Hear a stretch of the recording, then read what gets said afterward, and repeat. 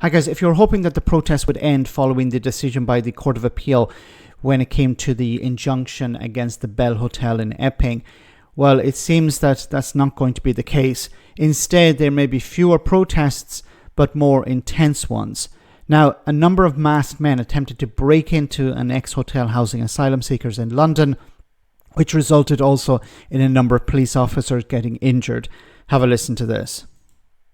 Yeah, actually, there were hundreds of people who gathered for the protests today, and the police knew they were going to happen. There was a plan in place, and for the vast majority of people, that would have been a peaceful protest. However, at around midday, according to the police, two separate anti-asylum groups came here to the Crown Plaza Hotel, and one of those, or a group of those people, masked men, tried to gain entry to the hotel. This is a very, very big hotel that in the past would have been used for passengers heading off on holiday, now being used to house asylum seekers. They tried to get in. They damaged some of the security hoarding in the process. I mean, it's 8 foot high all the way round. It gives it a real feel of kind of a prison here, it has to be said. Then a breakaway group headed off. And I'm just going to move around and you will see that over here is the Novotel.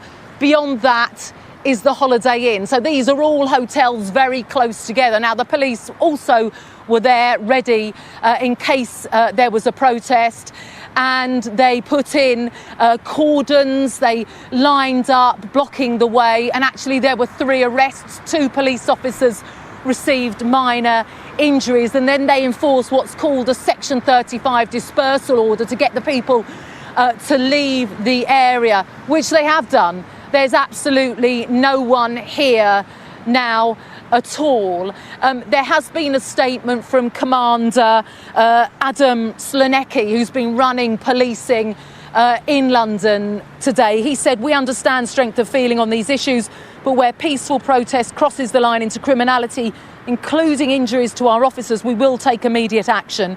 We deployed additional officers to the area, and 5 arrests have been made for offences, including assault on a police officer, affray and violent disorder. Around 500 protesters were in the area, but most people have now dispersed from the immediate vicinity. However, further arrests will be made if we need to tackle disorder. As I said, no one here at the moment, but police ready in case there's any further trouble. But important to note that for the vast majority of people, this was a peaceful protest. Okay, so I think what we're going to see going forward is the Conservatives and Reform UK abandoning these protests, maybe, or certainly the Conservatives, maybe to a lesser extent Reform UK, and the ones filling the gap will be the far right. Because the Conservatives understand, look, we can't milk this anymore, we've lost the case. It would just be embarrassing for our MPs and councillors to turn up at these protests because there's nothing we can do. We can't force the government, we can't force the Home Office to close these hotels in this way. They were doing it as a political stunt. Suella Braverman and others going to these protests or attending the post-protests, after the result and celebrating. They can't do that anymore. Reform UK will probably march, some of their councillors or maybe even their MPs will march with some of these people. But I think the gap will be filled by the far right, because while the political parties understand they lost the case, the far right will say, no, we're going to continue fighting. And it's extremely worrying because instead of saying, okay, we lost this, let's go home, they're going to continue these protests. And I don't know what they hope to achieve, because the Court of Appeal has already said, look, the hotel in Epping has to reopen. The asylum seekers have to be put back in. Now, the government sees this as a victory, but nobody's celebrating. They understand that this is not something to celebrate. This is a minor victory where, okay, we're able to do this, we're able to continue this action, but they need to close these hotels, these ex-hotels. Otherwise, you're going to see more and more protests. Now, the summer is coming to an end, so perhaps we'll see fewer protests or less intense ones.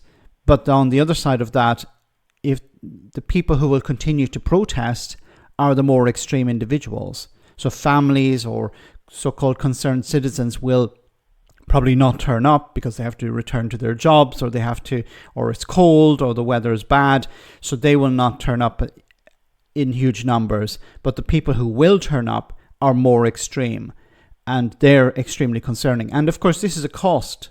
These protests have to be policed. There's no mention of that. We don't hear Reform UK criticising people for, like, go home, protest, organise a protest in Westminster if you want. Come to Parliament, organise a protest that way. Because these protests outside all of these hotels is a cost for the state. And if there's damage to property, this is also a cost that has to be covered by the state. So I think we're going to see fewer protests, but perhaps more intense ones. And this gap that was normally filled by the Conservatives and Reform will likely be filled by the far right.